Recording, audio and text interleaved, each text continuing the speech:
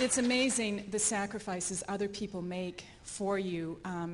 And I have to recognize at some level this really isn't about us.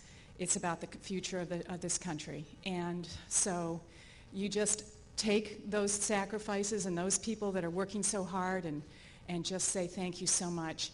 I also see that Angel brought my picture of my family up, and instead of trying during my speech to go through it, I'm just going to whip through them real quick. I know you've probably seen them. I've talked to people in this room that have even had Craig and Mary and saw them last weekend in Florida. So you're going to see a lot more of these kids, so I'm going to introduce them to you.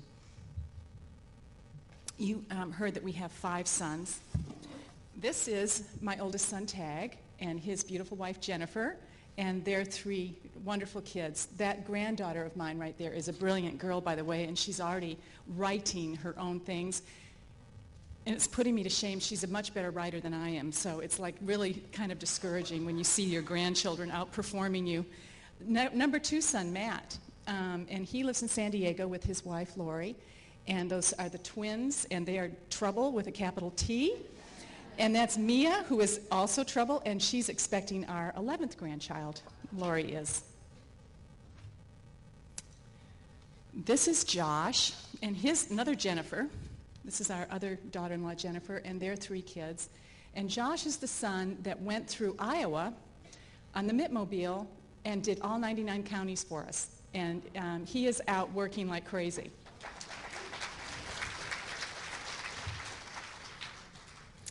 This is Benjamin, our 4th son, and he is married to Angelin, who is absolutely, he married way above himself with this girl. We wonder how he landed her. She's phenomenal. But he's in medical school. You won't see as much of Ben, but I understand this weekend, even Ben is out in the Mittmobile in New Hampshire.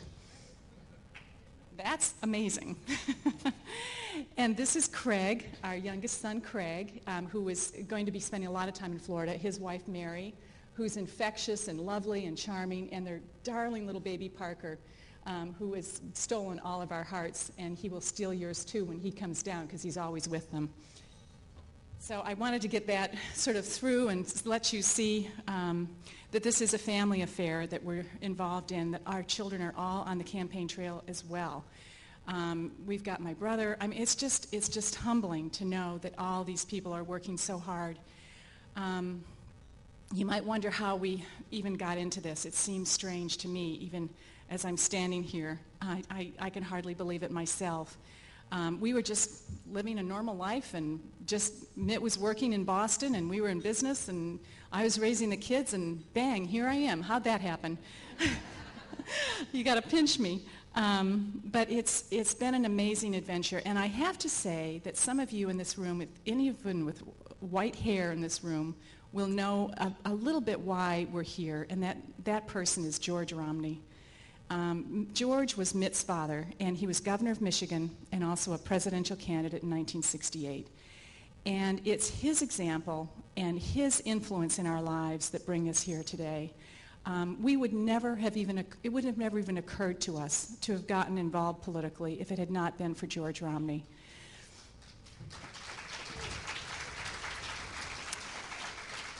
So, Dad, wherever you are, I love you. He would have been 100 years old this summer, and I am celebrating his birthday in my heart. So I appreciate him. I spent a lot of time with him when Mitt ran against Ted Kennedy in 1994. Mitt's dad and I were a team, and that son, Josh, by the way, was our driver. He was about 16 or 17, I think, at that time, and he drove us all around Western Mass, and I spent so much time with Mitt's father during those months. It was so wonderful. And to have his insight and his knowledge about trends and economic trends and social trends and all the things that he saw going on in the world and in America were just an amazing education. And I think that's why my son Josh is so interested in politics himself as well, is because of those hours we spent with George Romney. Another really interesting story that happened with George, and I'm going to diverge completely at this point, but was when when I picked him up once at the airport, when Mitt was running against Ted Kennedy in the '94 Senate race. I was listening to the radio, and McNamara was on, the Secretary of Defense during the Vietnam Wars. And Mitt's father, this is really going to get in the weeds, but Mitt's father took a very strong position that we could not win in Vietnam and that the generals were lying to us. And that's what cost him, basically, his getting the nomination.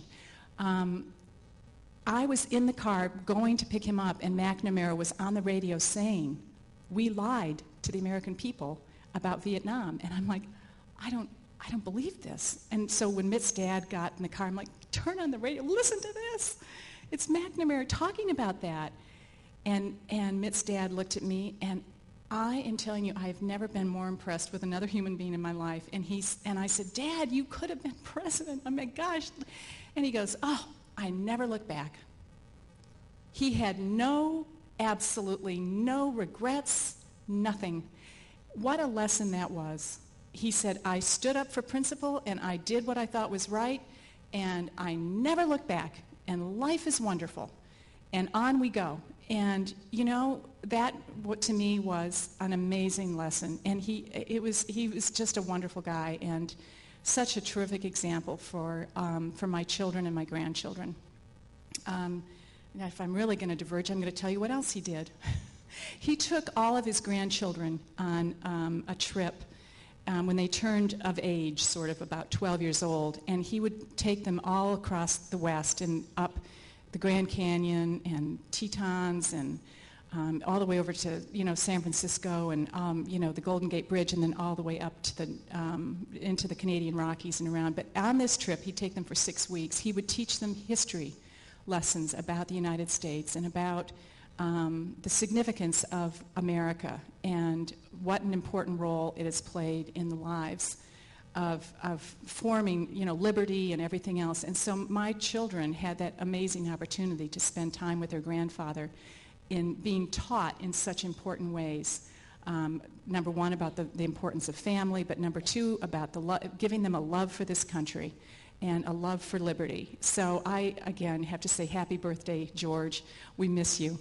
So I will say that is why we are here. It was because of his influence and because we never would have left the comfortable life we were living and taken such a big leap and taken such chances and tried to become involved politically. But that's what my husband did, and he was, as you know, so successful in so many different ways. He was successful in the most important way for me as a husband. I have to say that he is so wonderful and so easy, really, to live with because he's always trying to accommodate me and make my life better and more pleasant. So as a husband, he's been an amazing, amazing partner of mine. As a father, amazing father as well. So success as a husband and father, to me, those are the things that count the most.